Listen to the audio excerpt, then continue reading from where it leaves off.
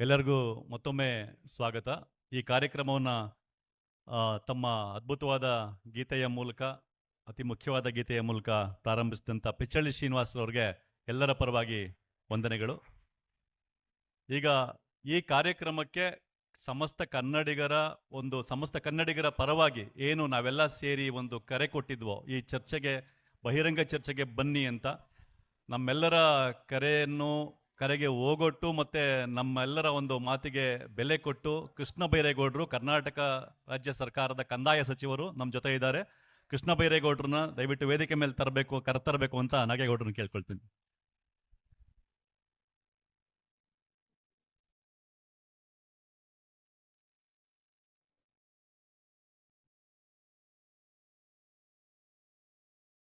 ಸ್ನೇಹಿತರೆ, ನಾವು ಇವತ್ತು ಇಲ್ಲಿ ಯಾಕೆ ಸೇರಿದ್ದೀವಿ ಅಂತ ನಮಗೆಲ್ಲ ಗೊತ್ತಿದೆ. ಮತ್ತು ಈಗಾಗಲೇ ಫೇಸ್ಬುಕ್ ಲೈವ್ನಲ್ಲಿ, ಟ್ವಿಟರ್ ಲೈವ್ನಲ್ಲಿ ಸಾವಿರಾರು ಜನ ಈ ಒಂದು ಕಾರ್ಯಕ್ರಮನ ನೋಡ್ತಾ ಇದ್ದಾರೆ. ನಮಗೆ ಈಗಾಗಲೇ ಗೊತ್ತಿರೋ ಹಾಗೆ ಕರ್ನಾಟಕ ರಾಜ್ಯಕ್ಕೆ ತೆರಿಗೆ ಮತ್ತು ಇತರ ಅನುದಾನ ಕೊಡೋದ್ರಲ್ಲಿ ಕರ್ನಾಟಕ ರಾಜ್ಯಕ್ಕೆ ಅನ್ಯಾಯ ಆಗಿದೆ ಅನ್ನೋ ವಿಷಯ ಕಳೆದ 5-6 ವರ್ಷಗಳಿಂದ ಮುನ್ನೆಲೆಗೆ ಬಂತು. 15ನೇ ಹಣಕಾಸು ಆಯೋಗ ಏನು ರಚನೆಯಾಗಿ ಅದು ಹಲವಾರು ಮಾನದಂಡಗಳ ಆಧಾರದ ಮೇಲೆ ತೆರಿಗೆ ಹಂಚಿಕೆ ಪ್ರಕ್ರಿಯೆ ಶುರು ಮಾಡ್ತು. ಆಗಲೇ ಕರ್ನಾಟಕವೂ ಸೇರಿದಂಗೆ ದಕ್ಷಿಣ ರಾಜ್ಯಗಳಿಗೆ, ಅದರಲ್ಲೂ ಕರ್ನಾಟಕಕ್ಕೆ ಹೆಚ್ಚಿನ ಅನ್ಯಾಯ ಆಗ್ತಿದೆ ಅನ್ನೋ ಕೂಗು ಹೇಳ್ತು. ಮತ್ತು ಇವತ್ತು ಮಾತಾಡ್ತಾ ಇಲ್ಲ, ಆದರೆ ನಮಗೆ ಗೊತ್ತಿದೆ, ಯಡಿಯೂರಪ್ಪನವರು ಮುಖ್ಯಮಂತ್ರಿ ಆಗಿದ್ದಾಗ ನರೇಂದ್ರ ಮೋದಿ ಅವರ ಮುಂದೆನೇ ತುಮಕೂರಿನ ಸಭೆಯಲ್ಲಿ ಅನುದಾನ ಕರ್ನಾಟಕಕ್ಕೆ ಕೊಡ್ತಾ ಇಲ್ಲ ಅನ್ನೋ ಪ್ರಶ್ನೆನ ಎತ್ತಿದ್ರು. ಇನ್ನು ಬಸವರಾಜ ಬೊಮ್ಮಾಯಿ ಅವರು ಮುಖ್ಯಮಂತ್ರಿ ಆಗಿದ್ದಾಗ ಸದನದ ಒಳಗಡೆನೆ 15ನೇ ಹಣಕಾಸು ಆಯೋಗದಿಂದ ಕರ್ನಾಟಕಕ್ಕೆ ಅನ್ಯಾಯ ಆಗಿದೆ ಅನ್ನೋ ಮಾತುಗಳನ್ನ ಎತ್ತಿದ್ರು. ಮತ್ತೆ ಆ ಕಡೆಯ 4 ವರ್ಷಗಳಲ್ಲಿ ಸಿದ್ದರಾಮಯ್ಯನವರು ವಿರೋಧ ಪಕ್ಷದ ನಾಯಕರಾಗಿ ಕೂಡ ಸದನದ ಒಳಗೆ ಅನೇಕ ಬಾರಿ ತೆರಿಗೆ ಹಂಚಿಕೆಯಲ್ಲಿ ನಮಗೇನು ಅನ್ಯಾಯ ಆಗ್ತಿದೆ ಆ ಮಾತುಗಳನ್ನ, ಆ ವಿಷಯವನ್ನು ಪದೇ ಪದೇ ಎತ್ತಿದ್ದಾರೆ. ಆದರೆ ಕರ್ನಾಟಕದ ಜನತೆಯಾಗಿ ನಮಗೆ ಒಂದು ಕರ್ನಾಟಕದ ಜನತೆಯಾಗಿ ಕರ್ನಾಟಕದ ಒಂದು ಅಭಿವೃದ್ಧಿಯ ಕಡೆ ಅಥವಾ ಕರ್ನಾಟಕದ ಪರವಾಗಿ ಕರ್ನಾಟಕ ಒಳ್ಳೇದಾಗಬೇಕು ಅಂತ ಯೋಚನೆ ಮಾಡ್ತಿರುವಾಗ ನಮಗೆಲ್ಲ ಅರ್ಥ ಆಗಿರ್ತಕ್ಕಂಥ ಒಂದು ಸಂಗತಿ ಏನು ಅಂತಂದರೆ, ನಿಜವಾಗ್ಲೂ ಕರ್ನಾಟಕಕ್ಕೆ ಬರಬೇಕಾದ ತೆರಿಗೆ ಪಾಲಿನಲ್ಲಿ ಅನ್ಯಾಯ ಆಗಿದ್ರೆ ಮತ್ತು ಕರ್ನಾಟಕಕ್ಕೆ ಕೊಡಬೇಕಾದ ಅನುದಾನದಲ್ಲಿ ಅನ್ಯಾಯ ಆಗಿದ್ರೆ ನಮ್ಮ ಕರ್ನಾಟಕ ಹೋಗ್ತಾ ಅಭಿವೃದ್ಧಿನಲ್ಲಿ ಹಿಂದೆ ಉಳಿತದೆ. ಕರ್ನಾಟಕ ಹಿಂದೆ ಉಳಿದಾಗ ಕರ್ನಾಟಕಕ್ಕೆ ಮಾತ್ರ ಈ ತೊಂದರೆ ಅಲ್ಲ, ದೇಶನೂ ಕೂಡ ಇದರಿಂದ ಹಿಂದೆ ಉಳಿತದೆ ಅನ್ನೋದು ನಮ್ಮ ಕನ್ನಡಿಗರಿಗೆಲ್ಲರಿಗೂ ಅರ್ಥ ಆಗಿರ್ತಕ್ಕಂಥ ವಿಷಯ. ಹಾಗಾಗಿ ತೆರಿಗೆ ಅನ್ಯಾಯ ಏನಾಗಿದೆ ಇದ್ರ ಬಗ್ಗೆ ನಾವು ಕೂಡ ಎಲ್ಲರೂ ಗಮನ ಕೊಡ್ತಾ ಇದ್ವಿ. ಈಗ ಕರ್ನಾಟಕದಲ್ಲಿ ಅಧಿಕಾರದಲ್ಲಿರ್ತಕ್ಕಂಥ ಕಾಂಗ್ರೆಸ್ ಸರ್ಕಾರ ಇದನ್ನ ಒಂದು ಮುಖ್ಯ ಪ್ರಶ್ನೆಯಾಗಿ ತಗೊಂಡು, ಬಹುಶಃ ಸ್ವತಂತ್ರ ಭಾರತ ಇತಿಹಾಸದಲ್ಲೇ ಮೊದಲನೇ ಬಾರಿಗೆ ದೆಹಲಿಗೆ ಹೋಗಿ ಆಡಳಿತದಲ್ಲಿರ್ತಕ್ಕಂಥ ಒಂದು ಸರ್ಕಾರ ನಮಗೆ ತೆರಿಗೆ ಪಾಲನಲ್ಲಿ ಅನ್ಯಾಯ ಆಗ್ತದೆ, ಅನುದಾನದಲ್ಲಿ ಅನ್ಯಾಯ ಆಗ್ತದೆ ಅಂತ ಪ್ರತಿಭಟನೆ ಮಾಡಿದ್ದು ನಮಗೆ ಗೊತ್ತಿದೆ. ಆದರೆ ಪ್ರತಿಭಟನೆ ಮಾಡಿದಾಗ, ಪ್ರಶ್ನೆ ಕೇಳಿದಾಗ ನಿರ್ಮಲಾ ಸೀತಾರಾಮನ್ ರವರಾಗಿರ್ಬೋದು, ಸ್ವತಃ ಪ್ರಧಾನಮಂತ್ರಿ ಮೋದಿಯವರು ಕೂಡ ತೆರಿಗೆ ಪಾಲಿನಲ್ಲಿ ಅನ್ಯಾಯ ಆಗಿಲ್ಲ ಅನ್ನೋ ಮಾತುಗಳನ್ನ ಅವ್ರು ಹೇಳ್ತಾ ಇದ್ದಾರೆ. ನಿರ್ಮಲಾ ಸೀತಾರಾಮನ್ ರವರು 15ನೇ ಹಣಕಾಸಿನ ಆಯೋಗ ಏನು ಹೇಳಿದೆಯೋ ಅದೆಲ್ಲ ಕೊಟ್ಟಿದ್ದೀವಿ ಅನ್ನೋ ಮಾತುಗಳನ್ನ ಹೇಳ್ತಾ ಇದ್ದಾರೆ. ಪಾರ್ಲಿಮೆಂಟ್ ಒಳಗಡೆ ಹೇಳಿದ್ರು. ಬಿಜೆಪಿಯ ಎಂಪಿಗಳು ಕೂಡ, ಹಲವಾರು ಮಂದಿ ಎಂಪಿಗಳು ಕರ್ನಾಟಕಕ್ಕೆ ಕೇಂದ್ರ ಸರ್ಕಾರ ಕೊಡಬೇಕಾದ್ದೆಲ್ಲ ಕೊಟ್ಟಿದೆ ಅನ್ನೋ ಮಾತುಗಳನ್ನ ಹೇಳ್ತಾ ಬಂದರು. ನಿರ್ಮಲಾ ಸೀತಾರಾಮನ್ ರವರು ಇತ್ತೀಚೆಗೆ ಮೈಸೂರಿಗೆ ಬಂದಿದ್ದಾಗ ಪುನಃ ಅದೇ ಮಾತುಗಳನ್ನ ಉಚ್ಚರಿಸಿದ್ರು. ಕರ್ನಾಟಕಕ್ಕೆ ಕೊಡಬೇಕಾದ ತೆರಿಗೆ ಪಾಲೆಲ್ಲ ಕೊಟ್ಟಾಗಿದೆ ಮತ್ತು 5495 ಕೋಟಿ ಏನಿದೆ ಅದು ಅಂತಿಮ ವರದಿಯಲ್ಲಿ ಇರಲಿಲ್ಲ ಅನ್ನೋ ಮಾತುಗಳನ್ನ ಹೇಳ್ತಾ ಕರ್ನಾಟಕದಲ್ಲಿ ಅಧಿಕಾರದಲ್ಲಿರ್ತಕ್ಕಂಥ ಕಾಂಗ್ರೆಸ್ ಸರ್ಕಾರ ಸುಳ್ಳು ಹೇಳ್ತಾ ಇದೆ ಅನ್ನೋ ಮಾತುಗಳನ್ನ ನಿರ್ಮಲಾ ಸೀತಾರಾಮನ್ ರವರು ಹೇಳಿದ್ರು. ಕಡೆಗೆ JDSನ ಕುಮಾರಸ್ವಾಮಿ ಅವರು ಕೂಡ ಸದನದ ಒಳಗೆ ಬಿಜೆಪಿಯವ್ರಿಗಿಂತ ಹೆಚ್ಚಾಗಿ ಕುಮಾರಸ್ವಾಮಿ ಅವರು ಹೇಳಿದ್ದು, ಕೇಂದ್ರ ಸರ್ಕಾರ ಕರ್ನಾಟಕಕ್ಕೆ ಕೊಡಬೇಕಾಗಿದ್ದಕ್ಕಿಂತ ಜಾಸ್ತಿ ಕೊಟ್ಟಿದೆ ಅನ್ನೋ ಮಾತುಗಳನ್ನ ಹೇಳಿದರು. ಇಂಥ ಒಂದು ಸಂದರ್ಭದಲ್ಲಿ ಸಾರ್ವಜನಿಕರಾಗಿ ನಮಗೆ ವಾಸ್ತವ ಏನು ಅನ್ನೋ ತಿಳ್ಕೊಳ್ಳುವ ಹಕ್ಕಿದೆ ಮತ್ತು ಅದು ನಮ್ಮ ಕರ್ತವ್ಯ ಕೂಡ. ಆ ಒಂದು ಹಿನ್ನೆಲೆಯಲ್ಲಿ ಕರ್ನಾಟಕದ ಸಮಸ್ತ ಕನ್ನಡಿಗರ ಪರವಾಗಿ ಈ ವಿಷಯವನ್ನು ಬಹಿರಂಗವಾಗಿ ಕರ್ನಾಟಕ ಸರ್ಕಾರದ ಪರವಾಗಿ ಕೃಷ್ಣ ಬೈರೇಗೌಡರು, ಕಂದಾಯ ಸಚಿವರು, ಮತ್ತು ಕೇಂದ್ರ ಸರ್ಕಾರದ ಪರವಾಗಿ ಹಣಕಾಸು ಸಚಿವೆಯಾದ ನಿರ್ಮಲಾ ಸೀತಾರಾಮನ್ ರವರು ಬಹಿರಂಗ ಚರ್ಚೆ ಬಂದು ಎಲ್ಲರ ಎದುರುಗಡೆ ಮುಕ್ತವಾಗಿ ಅಂಕಿಅಂಶಗಳನ್ನ ಇಟ್ಟು ಕನ್ನಡಿಗರಿಗೆ ಅವರು ತಿಳಿಸಬೇಕಾದ ವಾಸ್ತವ ಏನು ತಿಳಿಸಬೇಕಾದ ಅನ್ನೋ ಜವಾಬ್ದಾರಿ ಇದೆ. ಅದನ್ನು ತಿಳ್ಕೋಬೇಕಾದ ಜವಾಬ್ದಾರಿ ಮತ್ತು ಅದು ಹಕ್ಕು ಕೂಡ ಕನ್ನಡಿಗರಿಗೂ ಇದೆ ಅನ್ನೋ ಕಾರಣಕ್ಕೆ ನಾವು ಕೃಷ್ಣ ಬೈರೇಗೌಡರು ಮತ್ತು ನಿರ್ಮಲಾ ಸೀತಾರಾಮನ್ ಇಬ್ಬರಿಗೂ ಬಹಿರಂಗ ಚರ್ಚೆಗೆ ಬನ್ನಿ ಅಂತೇಳಿ ಆಹ್ವಾನವನ್ನು ಕೊಟ್ಟಿದ್ದೀವಿ. ಅದನ್ನು ಕೃಷ್ಣ ಬೈರೇಗೌಡರಿಗೂ ಕೂಡ ಮೇಲ್ ಮಾಡಿ ಈ ರೀತಿ ಕನ್ನಡಿಗರು ಬಯಸ್ತಾ ಇದ್ದಾರೆ, ತಾವು ಬಹಿರಂಗ ಚರ್ಚೆಗೆ ಬಂದು ಬಹಿರಂಗವಾಗಿ ವಿಷಯ ತಿಳಿಸಬೇಕು ಏನಿದೆ ವಾಸ್ತವ ಅಂತ ಕೇಳ್ಕೊಂಡ್ವಿ. ಅದೇ ರೀತಿ ನಿರ್ಮಲಾ ಸೀತಾರಾಮನ್ಗೂ ಕೂಡ ಅವರ ಅಫಿಷಿಯಲ್ ಮೇಲ್ ಮಾಡಿ ಈ ರೀತಿ ನೀವು ಬೇರೆ ವಿಷಯ ಹೇಳ್ತಾ ಇದ್ದೀರಾ, ಕರ್ನಾಟಕದ ರಾಜ್ಯ ಸರ್ಕಾರ ಇನ್ನೊಂಥರ ಮಾತಾಡ್ತಾ ಇದೆ, ಹಾಗಾಗಿ ತಮಗೂ ಈ ಜವಾಬ್ದಾರಿ ಇದೆ ಅಂತ ಅವ್ರಿಗೂ ಕೂಡ ಮೇಲ್ ಮಾಡಿದ್ವಿ. ಆದರೆ ಇವತ್ತು ನಮ್ಮ ಕರೆಗೆ ಹೋಗೊಟ್ಟು ಮಾನ್ಯ ಸಚಿವರಾದ ಕಂದಾಯ ಸಚಿವರಾದ ಕೃಷ್ಣ ಬೈರೇಗೌಡರು ಏನಿದೆ ಎದುರುಗಡೆ ಬಹಿರಂಗ ಚರ್ಚೆಗೆ ಸಿದ್ಧರಾಗಿ ಬಂದಿದ್ದಾರೆ. ಆದರೆ ನಿರ್ಮಲಾ ಸೀತಾರಾಮನ್ ರವರು ಬೆಂಗಳೂರಿಗೆ ಬಂದಿದ್ದಾರೆ. ಇವತ್ತು 3:30 ಪ್ರೆಸ್ ಮೀಟ್ ಕೂಡ ಮಾಡಿದ್ದಾರೆ. ಆದರೆ ಈ ಬಹಿರಂಗ ಚರ್ಚೆಗೆ ಇಲ್ಲಿಯ ತನಕ ಬಂದಿಲ್ಲ. ಅವರಿಗಾಗಿ ನಾವು ಕುರ್ಚಿಯನ್ನು ಕಾದಿರಿಸಿದ್ದೇವೆ. ಈಗಲೂ ಬರಲಿ ಎಂದು ಬಯಸುತ್ತೇವೆ. ಏಕೆಂದರೆ ಇದು ಕನ್ನಡಿಗರ ಅಳಿವು ಉಳಿವಿನ ಪ್ರಶ್ನೆ, ಕರ್ನಾಟಕದ ಅಭಿವೃದ್ಧಿಯ ಪ್ರಶ್ನೆ. ಹಾಗಾಗಿ ಈಗ ಕೃಷ್ಣ ಬೈರೇಗೌಡರ ಜೊತೆ ಬಂದಿದ್ದಾರೆ. ನಿರ್ಮಲಾ ಸೀತಾರಾಮನ್ ಅವರು ಬರಲಿ ಅಂತ ಬಯಸ್ತೀವಿ, ಅವರಿಗೆ ಸ್ವಾಗತ ಕೋರ್ತೀವಿ, ಮತ್ತೆ ಕಾಯ್ತೀವಿ ಕಾರ್ಯಕ್ರಮ ಮುಗಿಯೋ ತನಕ. ಇವತ್ತಿನ ಈ ಕಾರ್ಯಕ್ರಮದಲ್ಲಿ ಮೊದಲನೇದಾಗಿ ಈ ಕರ್ನಾಟಕ ತೆರಿಗೆ ಯಾವತ್ತು ಕರ್ನಾಟಕದ ರಾಜ್ಯ ಸರ್ಕಾರ ದೆಹಲಿಗೆ ಹೋಗಿ ಪ್ರತಿಭಟನೆ ಮಾಡ್ತೋ, ಮುಖ್ಯಮಂತ್ರಿ ಸಿದ್ದರಾಮಯ್ಯನವರು, ಡಿ ಕೆ ಶಿವಕುಮಾರ್ ಅವರು, ಕಂದಾಯ ಸಚಿವರಾದ ಕೃಷ್ಣ ಬೈರೇಗೌಡರು, ಪ್ರಿಯಾಂಕ್ ಖರ್ಗೆ ಅವರು ಎಲ್ಲರೂ ಇಡೀ ಸಂಪುಟ ಮತ್ತು MLA ಹೋಗಿ ಪ್ರತಿಭಟನೆ ಮಾಡಿದ್ರು. ಅವತ್ತಿಂದ ಹಲವಾರು ಹೇಳಿಕೆಗಳು, ಸ್ಟೇಟ್ಮೆಂಟ್ಗಳು ಬಂದಿದೆ. ಇವತ್ತು ಕೃಷ್ಣ ಬೈರೇಗೌಡರು ಬಂದಿದ್ದಾರೆ, ನಿರ್ಮಲಾ ಸೀತಾರಾಮನ್ ಅವರು ವೆಯ್ಟ್ ಮಾಡ್ತಾ ಇದ್ದೀವಿ. ಹಾಗಾಗಿ ಈ ಕಾರ್ಯಕ್ರಮದ ರೂಪುರೇಷೆಯಲ್ಲಿ ಮೊದಲು ಈ ಕರ್ನಾಟಕಕ್ಕೆ ಬರಬೇಕಾದ ತೆರಿಗೆ ಪಾಲು, ಅನುದಾನದ ಪಾಲಿನ ಬಗ್ಗೆ ನಿರ್ಮಲಾ ಸೀತಾರಾಮನ್ ರವರು, ಪ್ರಧಾನಮಂತ್ರಿ ಮೋದಿಯವರು, ಅಮಿತ್ ಶಾ ರವರು ಮತ್ತು ತೇಜಸ್ವಿ ಸೂರ್ಯ, ಪ್ರತಾಪ್ ಸಿಂಹ ಅಂತ ಸಂಸತ್ ಸದಸ್ಯರು ಏನು ಮಾತಾಡಿದ್ದಾರೆ ಅನ್ನೋ 5 ನಿಮಿಷದ ವಿಡಿಯೋ ಕ್ಲಿಪ್ನ ಇಲ್ಲಿ ಪ್ಲೇ ಮಾಡ್ತೀವಿ. ಅದಾದ ಮೇಲೆ ಮಾನ್ಯ ಸಚಿವರಾದ ಕೃಷ್ಣ ಬೈರೇಗೌಡರು ತೆರಿಗೆ ಪಾಲು ಮತ್ತು ಇತರೆ ಅನುದಾನದ ಬಗ್ಗೆ ವಾಸ್ತವ ಏನಿದೆ ಅದನ್ನು ಅವರು ಕೃಷ್ಣ ಬೈರೇಗೌಡರು ಒಂದು ಪವರ್ ಪಾಯಿಂಟ್ ಪ್ರೆಸೆಂಟೇಷನ್ ಮೂಲಕ ಇಡೀ ರಾಜ್ಯಕ್ಕೆ ತಿಳಿಸ್ಕೊಡ್ತಾರೆ. ಅವರು ಪವರ್ ಪಾಯಿಂಟ್ ಪ್ರೆಸೆಂಟೇಷನ್ ಮೂಲಕ ವಾಸ್ತವ ಏನಿದೆ ಅಂತ ತಿಳಿಸ್ಕೊಟ್ಟ ಮೇಲೆ ಈ ವೇದಿಕೆ ಮೇಲೆ ಒಂದು ಪ್ಯಾನಲ್ 4-5 ಜನ ವೇದಿಕೆ ಮೇಲೆ ಬಂದು ಕೃಷ್ಣ ಬೈರೇಗೌಡರ ಜೊತೆ ಪ್ರಶ್ನೆಗಳನ್ನ ಕೇಳಿ ಚರ್ಚೆ ಮಾಡ್ತಾರೆ. ಮತ್ತು ಆಡಿಯನ್ಸಿಂದ ಕೂಡ ಪ್ರಶ್ನೆಗಳನ್ನ ತೆಗೆದುಕೊಳ್ಳಲಾಗ್ತದೆ. ಹಾಗಾಗಿ ಇವತ್ತು ಈ ವಿಷಯದಲ್ಲಿ ಏನೇನು ಗೊಂದಲಗಳಿದೆಯೋ, ಯಾವುದೇ ಪ್ರಶ್ನೆಗಳಿದ್ರು ಸಚಿವರ ಹತ್ರ ಕೇಳಿ ಬಗೆಹರಿಸ್ಕೋಬೋದು. ಮತ್ತು ಈ ವಿಷಯವನ್ನು ಇವತ್ತು ಅಧಿಕೃತವಾಗಿ ಮೊದಲ ಬಾರಿಗೆ ವಿತ್ ಪವರ್ ಪಾಯಿಂಟ್ ಪ್ರೆಸೆಂಟೇಷನ್ ಎಲ್ಲ ಅಂಕಿಅಂಶಗಳು ಹೋಗೋದ್ರಿಂದ ಇನ್ನು ಮುಂದೆ ಅಧಿಕೃತವಾಗಿ ನಾವು ಕೂಡ ವಾಸ್ತವ ಏನಿದೆ ಅನ್ನೋದನ್ನು ಇನ್ನೂ ಹೆಚ್ಚಾಗಿ ಜನರಿಗೆ ತಿಳಿಸುವಂಥ ಕೆಲಸ ಮಾಡೋಣ. ಮೊದಲನೇದಾಗಿ ಈ ತೆರಿಗೆ ವಿಷಯದಲ್ಲಿ ನಿರ್ಮಲಾ ಸೀತಾರಾಮನ್, ಅಮಿತ್ ಶಾ ಇತ್ಯಾದಿಯಾಗಿ ಏನು ಮಾತಾಡಿದರೆ ವಿಡಿಯೋ ಪ್ಲೇ ಆಗುತ್ತೆ. ನಂತರ ಕೃಷ್ಣ ಬೈರೇಗೌಡರು ತಮ್ಮ ಪ್ರೆಸೆಂಟೇಷನ್ನ ಕೊಡಲಿದ್ದಾರೆ. ತೆರಿಗೆ ಪಾಲನ್ನ ಕೇಳಿ ಕರ್ನಾಟಕ ಸರ್ಕಾರ ದೆಹಲಿಯಲ್ಲಿ ನಡೆಸಿದ ಪ್ರತಿಭಟನೆಯನ್ನು ವಿರೋಧಿಸಿ ಕೇಂದ್ರ ಹಣಕಾಸು ಸಚಿವೆ ನಿರ್ಮಲಾ ಸೀತಾರಾಮನ್ ಸಂಸತ್ತಿನಲ್ಲಿ ಏನು ಹೇಳಿದರು ಅನ್ನೋದನ್ನ ಒಮ್ಮೆ ನೋಡಿಕೊಂಡು ಬರೋಣ.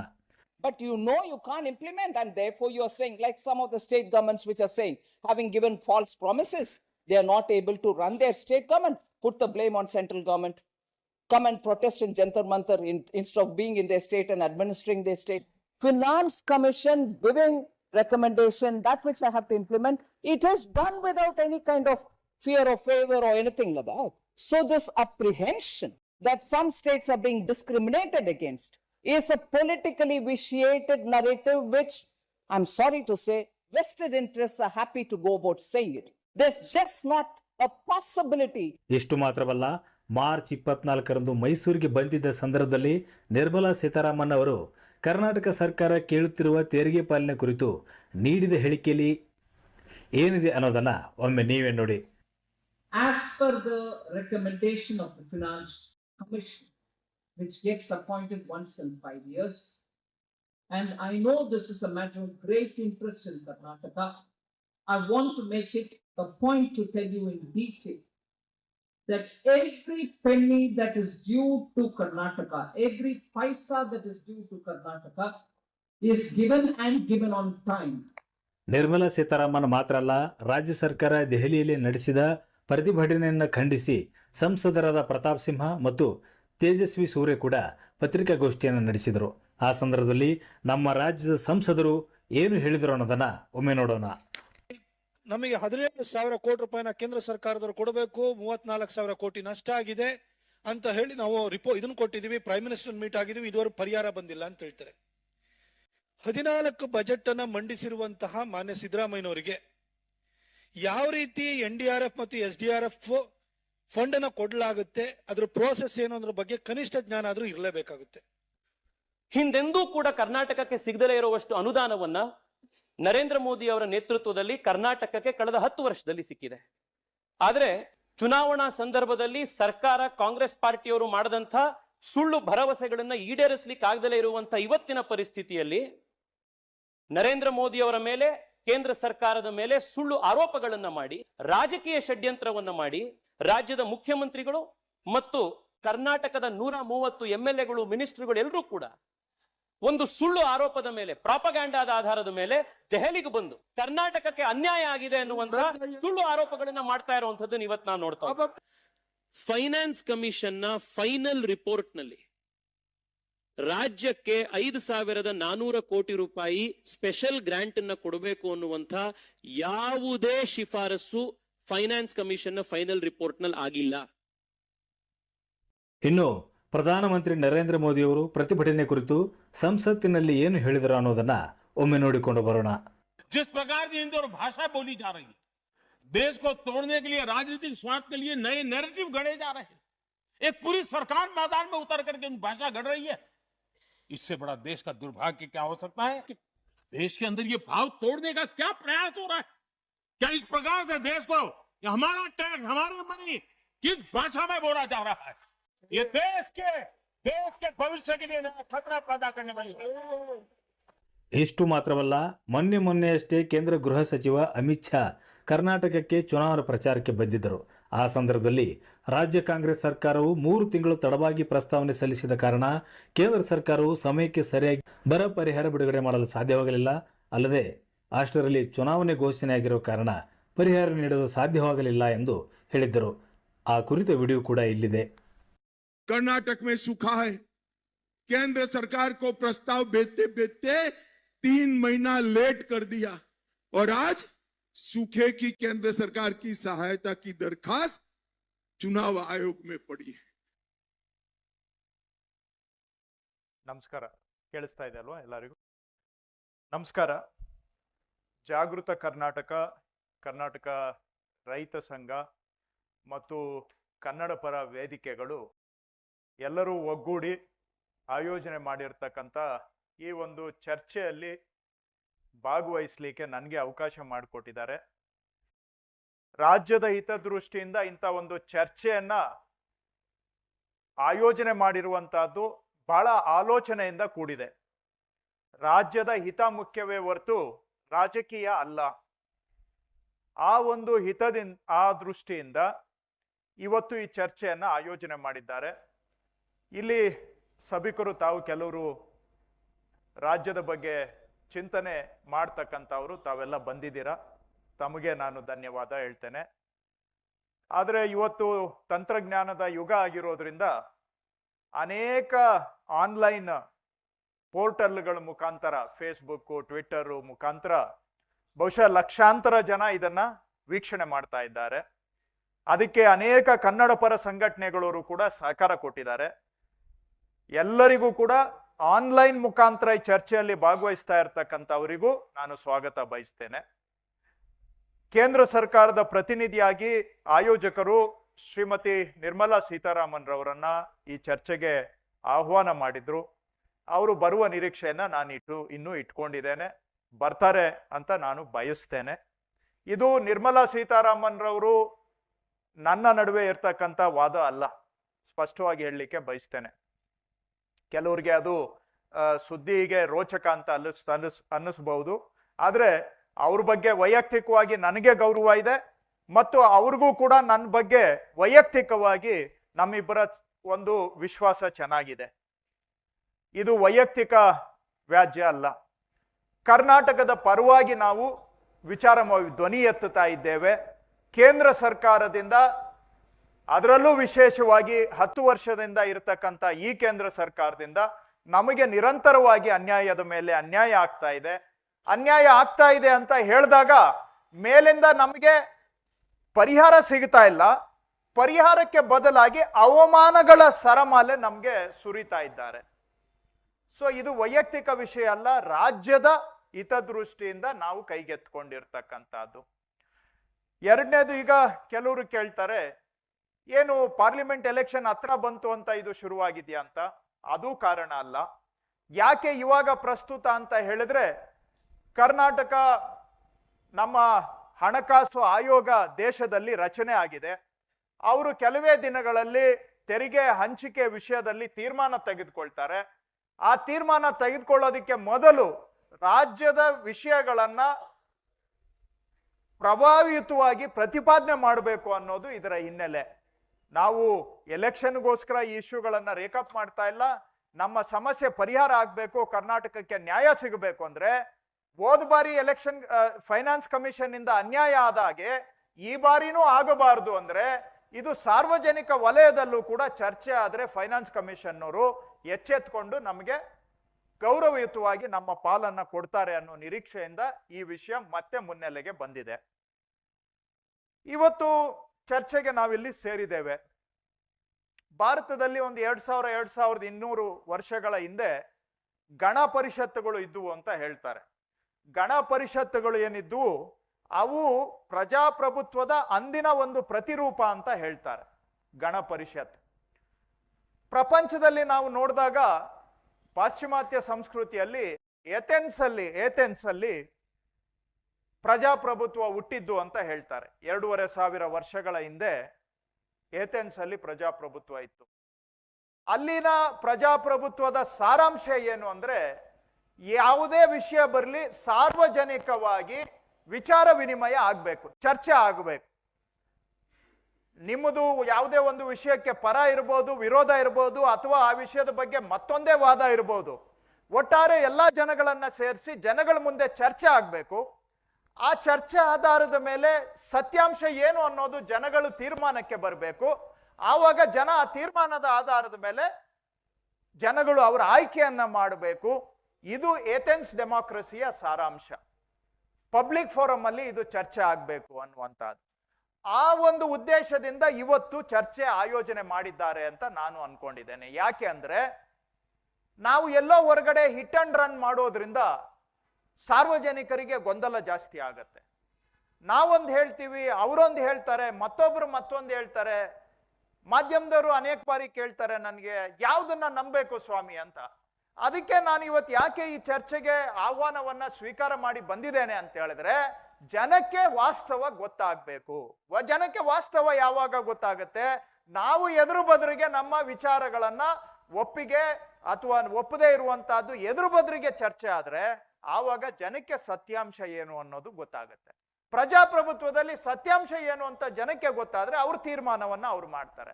ಆ ಕಾರಣದಿಂದ ಇವತ್ತು ಈ ಚರ್ಚೆಗೆ ಒಪ್ಪಿ ನಾನು ಬಂದಿರತಕ್ಕಂಥದ್ದು ಏನಂದ್ರೆ ಸತ್ಯಾಂಶ ಏನು ಅನ್ನೋದು ಜನಗಳಿಗೆ ಗೊತ್ತಾಗಬೇಕು. ಈ ಕಾರಣದಿಂದ ಈ ಚರ್ಚೆಯನ್ನ ನಾನು ಆಹ್ವಾನವನ್ನ ಸ್ವೀಕರಿಸಿ ಬಂದಿದ್ದೇನೆ. ಈಗ ಇಷ್ಟು ಪ್ರಾಸ್ತಾವಿಕವಾಗಿ ಹೇಳ್ತಾ ಇನ್ನ ನಾನು ನೆಕ್ಸ್ಟ್ ವಿಷಯಕ್ಕೆ ಬರ್ತೇನೆ. ನಾನು ಆಯೋಜಕರಿಗೆ ಮನವಿ ಮಾಡಿದೆ, ನೋಡಿ ಸ್ವಲ್ಪ ನನಗೆ ವಿಷಯ, ಯಾಕಂದ್ರೆ ಪ್ರತಿ ಬಾರಿ ನಾವು ಬರೀ ಬಾಯಿ ಮಾತಿನಲ್ಲಿ ಹೇಳೋದು, ಭಾಷಣ ಮಾಡೋದು ಆಗ್ಬಿಟ್ರೆ ಜನ ಎಲ್ಲಾನು ಕೂಡ ಇದು ಸಂತೆ ಭಾಷಣ ಅಂತ ತಿಳ್ಕೊಳ್ಳೋಂಗ ಆಗ್ಬಾರ್ದು. ನನಗೆ ಸ್ವಲ್ಪ PPT ಮುಖಾಂತರ ವಿಷಯಗಳನ್ನ ಡಾಕ್ಯುಮೆಂಟ್ಸ್ ಅನ್ನ ಜನಗಳಿಗೆ ತೋರಿಸ್ಕೊಡೋದಕ್ಕೆ ನನಗೆ ಅವಕಾಶ ಮಾಡಿಕೊಡ್ಬೇಕು ಅಂತ ಆಯೋಜಕರಿಗೆ ಕೇಳಿದ್ದೆ. ಅವರು ಅದಕ್ಕೆ ಒಪ್ಪಿ PPTಗೆ ಅವಕಾಶ ಮಾಡಿಕೊಟ್ಟಿದ್ದಾರೆ. ಅದಕ್ಕಾಗಿ ಅವರಿಗೆ ನಾನು ಧನ್ಯವಾದ ಹೇಳ್ತಾ ಈಗ ನನ್ನ ವಿಚಾರ ಮಂಡನೆಯನ್ನ ನಾನು ಆರಂಭ ಮಾಡ್ತೇನೆ. ಓಕೆ, ಅಲ್ಲಿಗೆ ಥ್ಯಾಂಕ್ ಯು. ಸೊ ಈಗ ನಾವು ಹೇಳ್ತಾ ಇರ್ತಕ್ಕಂಥದ್ದು ಕರ್ನಾಟಕಕ್ಕೆ ಕೇಂದ್ರದಿಂದ ಬರಬೇಕಾದಂತಹ ನಮ್ಮ ಪಾಲು ಸರಿಯಾಗಿ ಬರ್ತಾ ಇಲ್ಲ. ನೀವು ಕೇಳ್ತೀರಿ ಹೇಗೆ ಸ್ವಾಮಿ ಹೇಳ್ತೀರಾ ಸರಿಯಾಗಿ ಬರ್ತಾ ಇಲ್ಲ ಅಂತೇಳಿ ಅಂತ.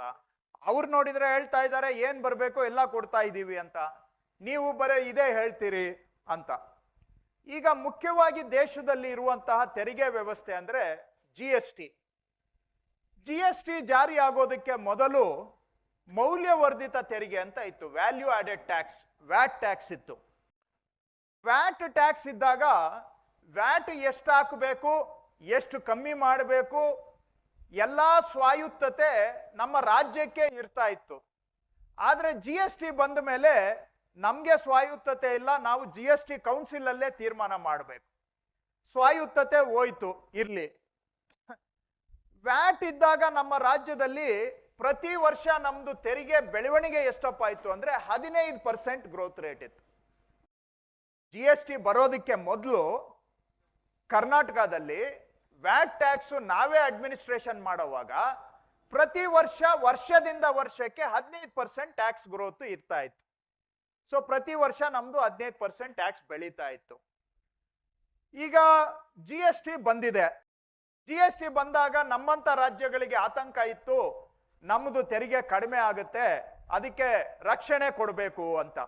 ಸೊ ಆವಾಗ GST ಕೌನ್ಸಿಲ್ ಅಲ್ಲಿ ಪಾರ್ಲಿಮೆಂಟ್ ಅಲ್ಲೇ ಒಂದು ಆಕ್ಟ್ ಆಯ್ತು, ಯಾರಿಗೆ ತೆರಿಗೆ ಆದಾಯದಲ್ಲಿ ಕೋತ ಆಗುತ್ತೆ ಅವರಿಗೆ ನಾವು ರಕ್ಷಣೆಯನ್ನ ಕೊಡ್ತೇವೆ ಅಂತ. ಸೊ ಈ ರೋ ನೀವು ನೋಡಿದ್ರೆ ಇದರಲ್ಲಿ ವರ್ಷದಿಂದ ವರ್ಷಕ್ಕೆ 14% ಗ್ರೋತ್ ರೇಟ್ ಅಲ್ಲಿ ಎಷ್ಟು ತೆರಿಗೆ ಕರ್ನಾಟಕಕ್ಕೆ ಬರಬೇಕಾಗ್ತಿತ್ತು ಅನ್ನೋ ಫಿಗರ್ಸು ಇಲ್ಲಿದೆ, ಆಯ್ತಾ? ಆದ್ರೆ ಆಕ್ಚುಯಲ್ ಆಗಿ ಬಂದಿದ್ದು ಎಷ್ಟು ಅನ್ನೋದು ಇಲ್ಲಿದೆ. ಉದಾಹರಣೆಗೆ 2019-20 ನಮ್ಗೆ ಬರ್ಬೇಕಾಗಿದ್ದು 61,044 ಕೋಟಿ, ಆಕ್ಚುಯಲ್ ಆಗಿ ಬಂದಿದ್ದು 42,147 ಕೋಟಿ. ಕೋತ ಆಗಿದ್ದು ನಮ್ಗೆ 18,897 ಕೋಟಿ ಕೋತ ಆಗಿತ್ತು. ಇದು ಶಾರ್ಟ್ ಫಾಲ್ ಅಂತಾರೆ GST ಅಲ್ಲಿ. ಪ್ರೊಟೆಕ್ಟೆಡ್ ರೆವಿನ್ಯೂಗೆ ಕಂಪೇರ್ ಮಾಡಿದಾಗ ಆಕ್ಚುಯಲ್ ರೆವಿನ್ಯೂ ಅಲ್ಲಿ ಶಾರ್ಟ್ ಫಾಲ್ ಇಷ್ಟು ಅಂತ. ಆ ವರ್ಷ ನಮ್ಗೆ 14,497 ಕೋಟಿ ಕಾಂಪನ್ಸೇಷನ್ ಬಂತು GST ಇಂದ. ಆದ್ರೆ ಬರ್ತಾ ಬರ್ತಾ ನೋಡಿ, ಈಗ 2023-24ಕ್ಕೆ ಟ್ಯಾಕ್ಸ್ ರೇಟು 14% ಅಲ್ಲಿ ಬೆಳೆದಿದ್ದಿದ್ರೆ ನಮ್ಗೆ 1,03,106 ಕೋಟಿ ಬರ್ಬೇಕಾಗಿತ್ತು ಟ್ಯಾಕ್ಸ್. ಆದ್ರೆ ಆಕ್ಚುಯಲ್ ಆಗಿ ಬಂದಿರೋದು ಒಂದು 70,000 ಕೋಟಿ ಬಂದಿದೆ. ನಮಗೆ ನಷ್ಟ ಶಾರ್ಟ್ ಫಾಲ್ 34,570 ಕೋಟಿ. 1,000 ಕೋಟಿ ಆ ಕಡೆ ಈ ಕಡೆ ಅಂತ ತಿಳ್ಕೊಳ್ಳಿ. ಒಂದು 32,000-34,000 ಕೋಟಿ ನಮ್ಗೆ ಕೋತ ಆಗಿದೆ. ಪರಿಹಾರ ಬಂದಿದೆ ಎಷ್ಟಪ್ಪ ಅಂದ್ರೆ 1,191 ಕೋಟಿ. ಯಾಕೆಂದ್ರೆ ಪರಿಹಾರ ಬಂದೇ ಮಾಡ್ಬಿಟ್ಟಿದ್ದಾರೆ. ಈಗ ಪರಿಹಾರ ಬಂದ್ ಮಾಡ್ಬಿಟ್ಟಿದ್ದಾರೆ. ಈ ವರ್ಷ ಈ ವರ್ಷಕ್ಕೂ ಈ ವರ್ಷ ಬಂದಿದ್ದಾರೆ, ಈ ವರ್ಷದ್ದು ಆಕ್ಚುಲಿ 0. ಇನ್ನ ನೆಕ್ಸ್ಟ್ ಈ 24-25ರಿಂದ ನಮ್ಗೆ ಯಾವುದೇ 1 ನಯ ಪೈಸಾನು ಪರಿಹಾರ ಬರೋದಿಲ್ಲ. ಸೊ ಇದರಿಂದ ನಮ್ಗೆ ತೆರಿಗೆಯಲ್ಲಿ ಏನಾಗ್ತಾ ಇದೆ ಅಂದ್ರೆ, ಒಂದು ವರ್ಷಕ್ಕೆ ಹೆಚ್ಚು ಕಡಿಮೆ ನಮ್ಗೆ ಇಷ್ಟು ಶಾರ್ಟ್ ಫಾಲು 34, 35, 36, 37 ಸಾವಿರ ಕೋಟಿ ಒಂದೊಂದು ವರ್ಷಕ್ಕೆ ನಮ್ಗೆ ಕಡಿಮೆ ಆಗ್ತಾ ಇದೆ. ಈ ವರ್ಷಗಳಿಗೆಲ್ಲ ನಾವು ಕಂಪೇರ್ ಮಾಡಿದ್ರೆ, ಯಾವುದು 17-18ರಿಂದ 23-24ನೇ ವರ್ಷ, ಈ ವರ್ಷಗಳಿಗೆ ನಾವು ಕಂಪೇರ್ ಮಾಡಿದ್ರೆ ನಮ್ಗೆ ಪ್ರೊಟೆಕ್ಟೆಡ್ ರೆವಿನ್ಯೂ 4,92,000 ಕೋಟಿ 296 ಕೋಟಿ.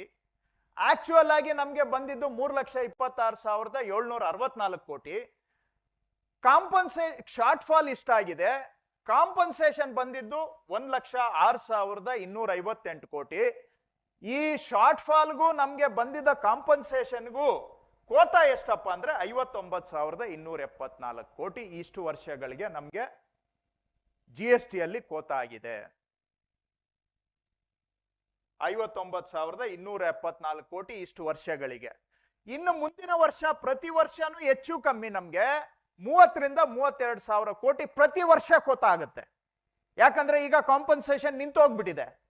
ನಾವು ಮನವಿ ಮಾಡಿದ್ವಿ ಹಿಂದೆ, ಬಸವರಾಜ ಬೊಮ್ಮಾಯಿ ಅವರಿದ್ದಾಗಲೂ ಪತ್ರ ಬರೆದ್ರು, ಸಿದ್ದರಾಮಯ್ಯನವರು ಪತ್ರ ಬರೆದಿದ್ದಾರೆ, ನಾನು GST ಕೌನ್ಸಿಲ್ ಸದಸ್ಯನಾಗಿ ನಾನು ಮನವಿ ಮಾಡಿದ್ದೇನೆ, ಬೇರೆ ರಾಜ್ಯಗಳು ಮನವಿ ಮಾಡಿದ್ದಾರೆ ಈ GST ಕಾಂಪನ್ಸೇಷನ್ ಅನ್ನ ಮುಂದುವರಿಸಬೇಕು ಅಂತ. ಆದ್ರೆ GST ಕೌನ್ಸಿಲ್ ಅಧ್ಯಕ್ಷತೆ ವಹಿಸಿರ್ತಕ್ಕಂಥ ಕೇಂದ್ರ ಸರ್ಕಾರದ ಹಣಕಾಸು ಸಚಿವರು ಬಿಲ್ಕುಲ್ ಕಾಂಪನ್ಸೇಷನ್ ಮುಂದುವರಿಸೋದಿಲ್ಲ ಅಂತ ಹೇಳ್ತಾ ಇದ್ದಾರೆ. ಹಾಗಾಗಿ ಇನ್ನು ಮುಂದೆ ಪ್ರತಿ ವರ್ಷ ನಮ್ಗೆ 30,000-35,000 ಕೋಟಿ ಪ್ರತಿ ವರ್ಷ GST ತೆರಿಗೆಯಲ್ಲಿ ನಮ್ಗೆ ಕೋತ ಆಗುತ್ತೆ. ಇನ್ನು ಮುಂದೆ ಈ ವರ್ಷಗಳಿಗೆ ನಾವು ಲೆಕ್ಕ ಹಾಕಿದ್ರೆ 59,274 ಕೋಟಿ ಆಲ್ರೆಡಿ ಕೋತ ಆಗಿದೆ ಇಲ್ಲಿವರೆಗೂ ಆಗಿರ್ತಕ್ಕಂತಹದ್ದು.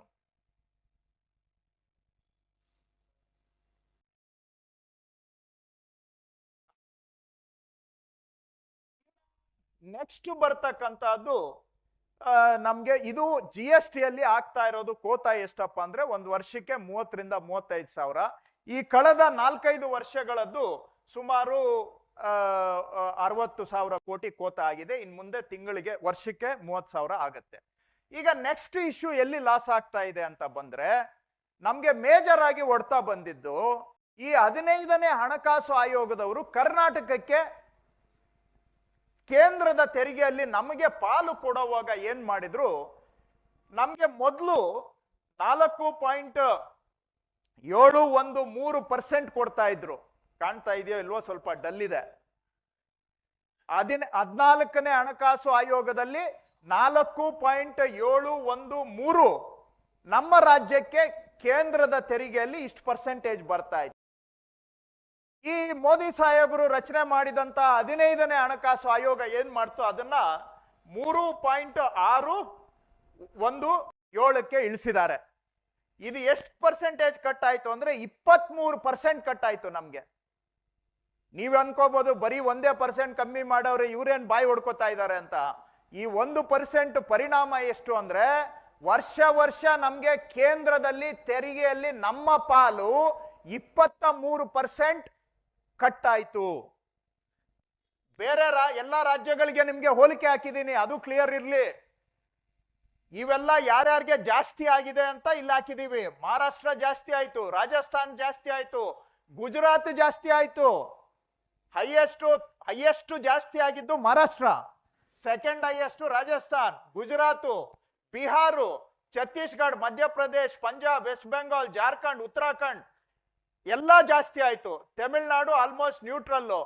ಆಮೇಲೆ ನೋಡಿ ವರ್ಸ್ಟ್ ಡ್ಯಾಮೇಜ್ ಯಾರಿಗೆ ಆಗಿದ್ದು ಅಂದ್ರೆ ಇಡೀ 30-31 ರಾಜ್ಯಗಳಲ್ಲಿ ವರ್ಸ್ಟ್ ಅಫೆಕ್ಟೆಡ್ ಕರ್ನಾಟಕ. ಇಷ್ಟು 23% ಕಟ್ ಮಾಡಿದ್ದು ಬೇರೆ ಯಾವ ರಾಜ್ಯಕ್ಕೂ ಇಲ್ಲ. The worst affected is Karnataka. So ಯಾಕಂದ್ರೆ ನೀವು ಅನ್ಕೊಂಬೋದು ಏನ್ 1% ಇಷ್ಟು ಅಂತ, ಆದ್ರೆ ಎಲ್ಲಾ ರಾಜ್ಯಗಳ ಪೈಕಿ ಅತಿ ಹೆಚ್ಚು ತೆರಿಗೆ ಕಟ್ ಮಾಡಿದ್ದು, ತೆರಿಗೆಯಲ್ಲಿ ಪಾಲನ್ನ ಕಟ್ ಮಾಡಿದ್ದು ಕರ್ನಾಟಕಕ್ಕೆ. ಆಯ್ತು, ಪರ್ಸೆಂಟೇಜ್ ಆಯ್ತು, ನಂಬರ್ ಹೇಳಿ ಅಂತ ನೀವು ಕೇಳ್ಬೋದು. ಇದೆಲ್ಲ ಪರ್ಸೆಂಟೇಜ್ ಆಯ್ತು, ನೆಕ್ಸ್ಟ್ ನಂಬರ್ ಹೇಳ್ತೇನೆ ನಿಮ್ಗೆ.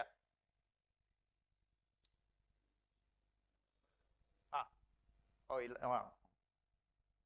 ಸ್ವಲ್ಪ ಇದು ಅಡ್ಜಸ್ಟ್ ಆಗೋವರೆಗೂ ನನ್ಗೂ ಅದಕ್ಕೆ ಸ್ವಲ್ಪ ಇಲ್ಲ ಹಿಂದಕ್ಕೆ ಹೋಗಿ. ಇದು ಕರ್ನಾಟಕಕ್ಕೆ ಪಾಯಿಂಟರ್ ಇದೆಯಾ? ಇದರಲ್ಲಿದೆ.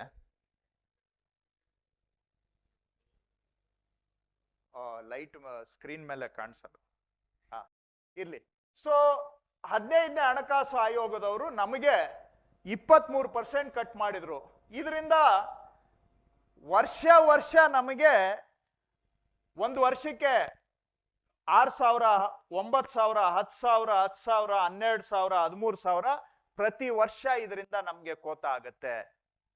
ಸೊ ಈ 15ನೇ ಹಣಕಾಸು ಆಯೋಗದ ಅವಧಿ 2021ರಿಂದ ಹಿಡಿದು 25-26ನೇ ಅವಧಿಗೆ ನಮಗೆ ಕನಿಷ್ಠ ಅಂದ್ರೆ ಫಿಗರ್ ಇನ್ನೂ ಲಾಸ್ಟ್ ಜಾಸ್ತಿ ಆಗುತ್ತೆ. ಇದು ಇವತ್ತಿನ ಪ್ರಿಲಿಮಿನರಿ ಎಸ್ಟಿಮೇಟು. ಕನಿಷ್ಠ 62,098 ಕೋಟಿ. ಆ 1% ಅಂತದ್ರಲ್ಲ, 1% ಎಫೆಕ್ಟು 62,098 ಕೋಟಿ. ಯಾಕೆ ಅಂದ್ರೆ 15ನೇ ಹಣಕಾಸು ಆಯೋಗದವರು ನಮ್ಮ ಶೇರನ್ನ 4.71 ಇದ್ದಿದ್ದನ್ನ 3.63ಕ್ಕೆ ಇಳಿಸಿದ್ರಿಂದ ಇವತ್ತು 62,000 ಕೋಟಿ ಕರ್ನಾಟಕಕ್ಕೆ ನಷ್ಟ ಆಗ್ತಾ ಇದೆ. ಇದನ್ನ ಕೇಂದ್ರ ಸರ್ಕಾರದವ್ರು ಹೇಳ್ತಾರೆ ಅದು ಹಣಕಾಸು ಆಯೋಗದವ್ರು ಮಾಡಿದ್ದು, ಅದು ಸ್ವಾಯತ್ತ ಸಂಸ್ಥೆ ಅಂತ. ಈಗ ನಾವು ನೋಡ್ತಾ ಇದ್ದೀವಿ ದೇಶದಲ್ಲಿ ಎಲೆಕ್ಷನ್ ಕಮಿಷನ್ ಕತೆ ಏನಾಗಿದೆ, ಯಾರ್ಯಾರ ಕತೆ ಏನಾಗಿದೆ, ಯಾವ ಸ್ವಾಯತ್ತತೆನೂ ಉಳಿದಿಲ್ಲ. ಎಲ್ಲ ಕೂಡ ಅವರ ಮೂಗಿಗೆ ನೇರವಾಗಿ ನಡೀತಕ್ಕಂಥ ಪ್ರಾಕ್ಸಿ ಸಂಸ್ಥೆಗಳಾಗಿದ್ದಾವಷ್ಟೇ. ಆದ್ರೆ ಇದು ಇಷ್ಟು ಅನ್ಯಾಯ ಆಗುವಾಗ ಇಡೀ ದೇಶದಲ್ಲಿ ವರ್ಸ್ಟ್ ಅಫೆಕ್ಟೆಡ್ ಇಸ್ ಕರ್ನಾಟಕ. ಯಾರಿಗೂ ಗೊತ್ತಾಗ್ಲಿಲ್ವಾ? ಬೇರೆ ಯಾವ ರಾಜ್ಯಕ್ಕೂ ಇಷ್ಟು ನಷ್ಟ ಆಗಿಲ್ಲ, ಕರ್ನಾಟಕಕ್ಕೆ ಯಾಕೆ ಇಷ್ಟು ನಷ್ಟ ಅಂತ. ನಾವು ಸೆಕೆಂಡ್ ಹೈಯೆಸ್ಟ್ ಟ್ಯಾಕ್ಸ್ ಕಟ್ತೇವೆ ದೇಶದಲ್ಲಿ. ಆ ದೇಶಕ್ಕೆ ನಾವು ಸೆಕೆಂಡ್ ಹೈಯೆಸ್ಟ್ ಟ್ಯಾಕ್ಸ್ ಕಟ್ಟಿದ್ದಕ್ಕೆ ನಮಗೆ ರಿಟರ್ನ್ ಗಿಫ್ಟ್ ಏನಪ್ಪಾ ಅಂದ್ರೆ ನಮ್ಮ ಟ್ಯಾಕ್ಸ್ ಅಲ್ಲಿ ನಮಗೆ ಬರುವಂತ ಪಾಲ್ನಲ್ಲಿ ಹೈಯೆಸ್ಟ್ ಕಟ್ ಮಾಡಿದ್ದೆ ನಮಗೆ ರಿಟರ್ನ್ ಗಿಫ್ಟ್. ಸೊ ಇದು ನಮಗೆ ಆಗ್ತಾ ಇರತಕ್ಕಂತ ಎರಡನೇ ತೊಂದರೆ. ಪ್ರತಿ ವರ್ಷ ಇದರಿಂದ ನಮಗೆ 12-13 ಸಾವಿರ ಕೋಟಿ ರೂಪಾಯಿ ಇದರಿಂದ ನಮಗೆ ಪ್ರತಿ ವರ್ಷ ನಷ್ಟ ಆಗುತ್ತೆ. ಸೊ ಹಿಂದಿನ ಬಾಬತ್ನಲ್ಲಿ 32 ಸಾವಿರ 33 ಸಾವಿರ ಕೋಟಿ ಪ್ರತಿ ವರ್ಷ ನಷ್ಟ ಆಗುತ್ತೆ. ಈ ಬಾಬತ್ನಲ್ಲಿ ನಮ್ಗೆ ಪ್ರತಿ ವರ್ಷ 12-13 ಸಾವಿರ ಕೋಟಿ ನಷ್ಟ ಆಗುತ್ತೆ. ನೆಕ್ಸ್ಟ್, ಈಗ ಇನ್ನೊಂದು 3ನೇ ಬಾಬತ್ತು ನಮ್ಗೆ ನಷ್ಟ ಆಗೋದು ಯಾವುದು ಅಂತ ಹೇಳ್ತೇನೆ ನೋಡಿ. ಮೇಡಮ್ ಅವರು ಪಾರ್ಲಿಮೆಂಟ್ ಅಲ್ಲಿ ಹೇಳಿದ್ರು, ಇಲ್ಲೂ ಹೇಳಿದ್ರು, ಫೈನಾನ್ಸ್ ಕಮಿಷನ್ ಅವರು ರೆಕಮೆಂಡ್ ಮಾಡಿದ ಅವರ ಭಾವನೆ ಮತ್ತು ಪದ, word and spirit in Toto ನಾವು ಇಂಪ್ಲಿಮೆಂಟ್ ಮಾಡ್ತಾ ಇದ್ದೇವೆ ಅಂತ. ಈಗ ಹಿಂದಕ್ಕೆ ಹೋಗೋಣ ಸ್ವಲ್ಪ. 13ನೇ ಹಣಕಾಸು ಆಯೋಗದವರು ಆವತ್ತಿನ ದಿನ ರಾಜ್ಯಗಳಿಗೆ 32% ಕೇಂದ್ರದ ತೆರಿಗೆಯಲ್ಲಿ ಪಾಲ್ ಕೊಡಬೇಕು ಅಂತ ಹೇಳಿದ್ರು. ಆವತ್ತು ಆಕ್ಚುಲಿ ರಾಜ್ಯಗಳಿಗೆ ಬಂದಿದ್ದು 28%. ಆಯ್ತಾ? ಇದು UPA ಸರ್ಕಾರದ್ದು ಹೇಳ್ತಾ ಇದ್ದೀನಿ, ನಾನೇನು ಅದನ್ನು ಮುಚ್ಚಿಟ್ಟಿಲ್ಲ. 32% ರೆಕಮೆಂಡ್ ಮಾಡಿದ್ದು, ಆಕ್ಚುಯಲ್ ಆಗಿ ನಮ್ಗೆ ಕೊಟ್ಟಿದ್ದು 28%. ಅದಾದ್ಮೇಲೆ ನೆಕ್ಸ್ಟ್ 14th ಫೈನಾನ್ಸ್ ಕಮಿಷನ್, ಅದನ್ನ ಸೆಟಪ್ ಮಾಡಿದ್ದು ಬಿಜೆಪಿ ಅವರೆಲ್ಲ, ಅರ್ಥ ಮಾಡ್ಕೊಳ್ಳಿ ದಯವಿಟ್ಟು. ಅದನ್ನ ಸೆಟಪ್ ಮಾಡಿದ್ದು ಮನಮೋಹನ್ ಸಿಂಗ್. YV ರೆಡ್ಡಿಯವರ ಅಧ್ಯಕ್ಷತೆಯಲ್ಲಿದ್ದಂತ 14ನೇ ಹಣಕಾಸು ಆಯೋಗ ಯಾರು ರಾಜ್ಯಗಳ ಪಾಲನ್ನ 32% ಇಂದ 42%ಗೆ ಏರಿಸಿದ್ರು, ಅದನ್ನ ಸೆಟಪ್ ಮಾಡಿದ್ದು ಮನಮೋಹನ್ ಸಿಂಗ್ ರವರು, ನಾಟ್ ಬಿಜೆಪಿ ಗವರ್ಮೆಂಟ್ ಅಲ್ಲ. ಈ ರೆಕಮೆಂಡೇಶನ್ ಸಬ್ಮಿಟ್ ಆದಾಗ ಬಿಜೆಪಿ ಗವರ್ಮೆಂಟ್ ಬಂದಿತ್ತು. ಆವಾಗ YV ರೆಡ್ಡಿ ಅವರು ಇನ್ನೂ ಫೈನಾನ್ಸ್ ಕಮಿಷನ್ ಅಧ್ಯಕ್ಷರಾಗಿದ್ರು, ರಿಪೋರ್ಟ್ ಸಬ್ಮಿಟ್ ಆಗಬೇಕಾಗಿತ್ತು. ಪ್ರೈಮ್ ಮಿನಿಸ್ಟರ್ ಆಫೀಸ್ ಅಲ್ಲಿ ಸುಬ್ರಹ್ಮಣ್ಯಂ ಅಂತ ಒಬ್ರು ಜಾಯಿಂಟ್ ಸೆಕ್ರೆಟರಿ ಇದ್ರು. ಆ ಸುಬ್ರಹ್ಮಣ್ಯಂ ಅನ್ನ YV ರೆಡ್ಡಿ ಹತ್ರ ಕಳಿಸ್ಕೊಟ್ರು ಪ್ರಧಾನ ಮಂತ್ರಿಗಳು. ಏನಂತ ಹೇಳಿದ್ರೆ, ಇದು 42% ರೆಕಮೆಂಡ್ ಮಾಡಬಾರ್ದು, ಇದನ್ನ 32% ಅಲ್ಲೇ ಇಡಬೇಕು ಅಂತ ಸಂಧಾನಕ್ಕೆ ಕಳಿಸ್ಕೊಟ್ರು. ಅರ್ಥ ಆಗ್ತಾ ಇದೆಯಲ್ವೋ ನಿಮ್ಗೆ ನಾನು ಹೇಳೋದು? ಡೆವಲ್ಯೂಷನ್ ಜಾಸ್ತಿ ಮಾಡಿದೀವಿ ನಾವು ಅಂತ ಪಾರ್ಲಿಮೆಂಟ್ ಅಲ್ಲಿ ಭಾಷಣ ಮಾಡಿದಂತ ಪ್ರಧಾನ ಮಂತ್ರಿಗಳು ಸುಬ್ರಹ್ಮಣ್ಯ ಅಂತ ಅನ್ನುವಂತಹ ಅವರ ಜಾಯಿಂಟ್ ಸೆಕ್ರೆಟರಿಯನ್ನ YV ರೆಡ್ಡಿ ಹತ್ರ ಕಳಿಸ್ಕೊಟ್ರು. ಏನಕ್ಕೆ? ಇದನ್ನ 42 ಮಾಡಬೇಡಿ ರೆಕಮೆಂಡೇಶನ್, ಇದನ್ನ 32ಗೆ ಇಡಿ, ಹೋಗ್ಲಿ 32 ಆಗ್ಲಿಲ್ಲ ಅಂದ್ರೆ 35ಗೆ ಕ್ಲೋಸ್ ಮಾಡಿಬಿಡಿ, ದಯವಿಟ್ಟು 42 ಮಾಡಬೇಡಿ, ರಾಜ್ಯಗಳಿಗೆ ಇಷ್ಟು ಪಾಲು ಕೊಡಬೇಡಿ. ಯಾಕೆ ಅಂದ್ರೆ ಫೈನಾನ್ಸ್ ಕಮಿಷನ್ ರೆಕಮೆಂಡ್ ಮಾಡಿದ್ರೆ ಒಂದು ಬಾರಿ 2 ಮಾರ್ಗ ಕೇಂದ್ರ ಸರ್ಕಾರಕ್ಕಿರೋದು. ಒಂದು, ಯಥಾವತ್ತಾಗಿ ಅದನ್ನ ಅಕ್ಸೆಪ್ಟ್ ಮಾಡಬೇಕು, ಇಲ್ಲ ಅಂತ ಹೇಳಿದ್ರೆ ರಿಜೆಕ್ಟ್ ಮಾಡಿ ಹೊಸ ಫೈನಾನ್ಸ್ ಕಮಿಷನ್ ಸೆಟಪ್ ಮಾಡಬೇಕು. ಹೊಸ ಫೈನಾನ್ಸ್ ಕಮಿಷನ್ ಇದು ಸ್ಟೇಟ್ ಪರವಾಗಿ ಬಂದಿದ್ರಿಂದ ಅದನ್ನ ರಿಜೆಕ್ಟ್ ಮಾಡೋದು ಕಷ್ಟ ಆಗ್ತಾ ಇತ್ತು. ಅದಕ್ಕೆ ಸಂಧಾನಕ್ಕೆ ಕಳಿಸಿದ್ರು. But there is no scope for negotiation with the finance commission. ನಾವು ಅವ್ರ ಮುಂದೆ ನಮ್ಮ ವಾದ ಹೇಳ್ಬಹುದು, ಆದ್ರೆ ಅವರ ರೆಕಮೆಂಡೇಶನ್ ಜೊತೆಗೆ ನಾವು ತರ್ಕ ಮಾಡೋದಕ್ಕೆ ಅವಕಾಶ ಇಲ್ಲ. ಆದ್ರೆ ಕೊನೆಗೆ YV ರೆಡ್ಡಿ ಹೇಳಿದ್ರು, ಇದು ಸುಬ್ರಹ್ಮಣ್ಯ ಅವರು ಹೇಳಿದ್ದನ್ನ ನಾನು ಕೋಟ್ ಮಾಡ್ತಾ ಇದ್ದೇನೆ. ರಿಪೋರ್ಟರ್ಸ್ ಗಿಲ್ಡ್ ನವರು ಸುಬ್ರಹ್ಮಣ್ಯಂ ಅವರ ಮಾತನ್ನ ಪಬ್ಲಿಷ್ ಮಾಡಿದ್ದಾರೆ, ಬೇಕಾದ್ರೆ ಅದನ್ನ ಕಾಪಿ ಕೊಡ್ತಾ ಇದ್ದೇನೆ. ನಾನು ಹಿಟ್ ಅಂಡ್ ರನ್ ಗಿರಾಕಿ ಅಲ್ಲ. ಸುಬ್ರಹ್ಮಣ್ಯಂ ಅವರು ಒಂದು ಕಾನ್ಫರೆನ್ಸ್ ಅಲ್ಲಿ ಹೇಳಿದ್ದನ್ನ ರಿಪೋರ್ಟರ್ಸ್ ಗಿಲ್ಡ್ ನವರು ಅದನ್ನ ರಿಪೋರ್ಟ್ ಮಾಡಿದ್ದಾರೆ. ಅದಕ್ಕೆ YV ರೆಡ್ಡಿ ಅವರು ಉತ್ತರ ಕೊಟ್ರು, ಅಪ್ಪ, go tell your boss I am going to recommend 42%, you can do what you want ಅಂತೇಳಿ YV ರೆಡ್ಡಿ ಅವರು. ಯಾವ YV ರೆಡ್ಡಿ? ಮನಮೋಹನ್ ಸಿಂಗು ಅಧ್ಯಕ್ಷರಾಗಿ ನೇಮಕ ಮಾಡಿದಂತ YV Reddy stood firm and shed, because YV Reddy ಅವರು ಸೌತ್ ಇಂಡಿಯಾದವರು, ಸುಬ್ರಹ್ಮಣ್ಯಂ ಸೌತ್ ಇಂಡಿಯಾದವರು. ಸೊ ಆ ಭಾಷೆಯಲ್ಲಿ, ಅಪ್ಪ, go tell your boss I am going to recommend, you can do what you want ಅಂತೇಳಿ ಗೋ ಟೆಲ್ ಹಿಮ್ ಅಂತ ಹೇಳಿ ಕಳಿಸಿದ್ರು ಸುಬ್ರಹ್ಮಣ್ಯಂಗೆ. ಹಾಗಾಗಿ 42% ರೆಕಮೆಂಡೇಶನ್ ಆಯ್ತು. ಓಕೆ, ಈಗ ವಾಪಸ್ ಈ ಸ್ಲೈಡ್ಗೆ ಬರ್ತೇನೆ. ಇಷ್ಟೊತ್ತು ಅದು ಇದರ ಸ್ವಲ್ಪ ಬ್ಯಾಕ್ ಗ್ರೌಂಡ್ ಹೇಳಿದೆ. ಇಲ್ಲಿ 32% ಇತ್ತು, 28 ಮಾತ್ರ ಬಂದಿತ್ತು. ಇಲ್ಲಿ 42 ಇದ್ದಿದ್ದು ಆಕ್ಚುಲಿ ಕೊಟ್ಟಿದೆ ಎಷ್ಟಂದ್ರೆ 35. 42 ಕೊಡ್ಲಿಲ್ಲ ರಾಜ್ಯಗಳಿಗೆ. ಯಾಕೆ ಅಂತ ಹೇಳ್ತೇನೆ. ಅದಾದ್ಮೇಲೆ ನೆಕ್ಸ್ಟ್ ಈಗ 41% ಇದೆ. 41%ಗೆ ಆಕ್ಚುಲಿ ಕೊಟ್ಟಿರೋದು ಎಷ್ಟಪ್ಪ ಅಂತ ಹೇಳಿದ್ರೆ 30% ಅಷ್ಟೇ ರಾಜ್ಯಗಳಿಗೆ. ಈಗ 13th ಫೈನಾನ್ಸ್ ಕಮಿಷನ್ ಅಲ್ಲಿ 32 ರೆಕಮೆಂಡ್ ಮಾಡಿದ್ದು, ರಾಜ್ಯಗಳಿಗೆ ಕೊಟ್ಟಿದ್ದು 28, 4% ಕಮ್ಮಿ. 14th ಫೈನಾನ್ಸ್ ಅಲ್ಲಿ 42 ರೆಕಮೆಂಡ್ ಮಾಡಿದ್ರು, ಆಕ್ಚುಲಿ ರಾಜ್ಯಗಳಿಗೆ ಬಂದಿದ್ದು 35% ಅಷ್ಟೇ. 15th ಫೈನಾನ್ಸ್ ಕಮಿಷನ್ ಅಲ್ಲಿ 41 ರೆಕಮೆಂಡ್ ಮಾಡಿದ್ರು, ಆದ್ರೆ ಆಕ್ಚುಯಲ್ ಆಗಿ ರಾಜ್ಯಗಳಿಗೆ ಬಂದಿದ್ದು ಬರೀ 30%. ನೀವ್ ಹೇಳ್ಬೋದು ಇದನ್ನ ಕೇಂದ್ರ ಸರ್ಕಾರ ಒಪ್ಪೋದೇ ಇಲ್ಲ, ನೀವು ಹಿಂಗೆ ಹೇಳ್ತಾ ಇದ್ದೀರಿ ಅಂತ. ಇದಕ್ಕೂ ಕೂಡ ಒಂದು ತಿರುಮಂತ್ರ ಇದೆ. ಹೇಗೆ ತಿರುಮಂತ್ರ ಅನ್ನೋದನ್ನ ನೆಕ್ಸ್ಟ್ ಸ್ಲೈಡ್ ನಲ್ಲಿ ಹೇಳ್ತೇನೆ. ಸೆಸ್ಸು ಸರ್ಚಾರ್ಜ್ ಅಂತ ಒಂದು ಪ್ರಾವಿಷನ್ ಇದೆ. ಕೇಂದ್ರ ಸರ್ಕಾರ ಸೆಸ್ಸು ಸರ್ಚಾರ್ಜ್ ಅನ್ನ ಹಾಕಬಹುದು. ಇದು ಸಂವಿಧಾನ ಬಂದಾಗಿಂದನೂ ಕೂಡ ಸೆಸ್ಸು ಸರ್ಚಾರ್ಜ್ಗೆ ಪ್ರಾವಿಷನ್ ಇದೆ. ಈ ಸೆಸ್ಸು ಸರ್ಚಾರ್ಜು ಕೂಡ ಇದರಲ್ಲೂ ರಾಜ್ಯಗಳಿಗೆ ಪಾಲು ಕೊಡಬೇಕಾಗಿತ್ತು. ಆದ್ರೆ 2000 ಇಸ್ವಿಯಲ್ಲಿ ಆವತ್ತು ಬಿಜೆಪಿ ಸರ್ಕಾರ ಏನ್ ಮಾಡ್ತು, ಈ ಸೆಸ್ಸು ಸರ್ಚಾರ್ಜ್ಗಳಲ್ಲಿ ರಾಜ್ಯಕ್ಕೆ ಪಾಲು ಕೊಡೋ ಆಗಿಲ್ಲ ಅಂತ ಹೇಳ್ಬಿಟ್ಟು ಸಂವಿಧಾನಕ್ಕೆ ಒಂದು ತಿದ್ದುಪಡಿ ಮಾಡಿಬಿಟ್ಟು ರಾಜ್ಯಗಳಿಗೆ ಅದರ ಪಾಲಿನಲ್ಲಿ ಕಿತ್ತಾಕ್ಬಿಟ್ರು. ಅದು 2000 ಇಸ್ವಿಯಲ್ಲಿ ಮಾಡಿದ್ರು. ಅದಾದಾಗಿಂದನೂ ಕೂಡ ಏನ್ ಮಾಡ್ತಾ ಇದ್ದಾವೆ, ಸೆಂಟ್ರಲ್ ಗೌರ್ಮೆಂಟ್ಗಳು ಕೆಲವು ಅದು ಇದು ಅಂತ ಸ್ಪೆಷಲ್ ಪರ್ಪಸ್ ಸೆಸ್ಗಳನ್ನ ಹಾಕಿ ಆ ದುಡ್ಡು ಅವರೇ ಇಟ್ಕೊಳ್ತಾರೆ. ಆ ಸೆಸ್ನಲ್ಲಿ ರಾಜ್ಯಕ್ಕೆ ಪಾಲು ಬರೋದಿಲ್ಲ, ಅದು ಪೂರ್ತಿ ಸೆಂಟ್ರಲ್ ಗೌರ್ಮೆಂಟ್ ಅಲ್ಲೇ ಇಟ್ಕೋತಾರೆ. ಹಂಗ ಮಾಡಿ ಏನ್ ಮಾಡಿದ್ದಾರೆ, ಈಗ ಬರ್ತಾ ಬರ್ತಾ ಬರ್ತಾ ನೀವು ನೋಡಿದ್ರೆ ಸೆಸ್ಸು ಸರ್ಚಾರ್ಜು 17-18ನೇ ವರ್ಷದಲ್ಲಿ ಕೇಂದ್ರ ಸರ್ಕಾರಕ್ಕೆ ಬರ್ತಾ ಇದ್ದಿದ್ದು ಒಟ್ಟು ಆದಾಯ 2,18,553 ಕೋಟಿ ಇತ್ತು 17-18ರಲ್ಲಿ. ನೀವು ನೋಡ್ತಾ ಇದ್ರೆ ಈಗ 5,52,789 ಕೋಟಿಗೆ ಬೆಳೆದಿದೆ.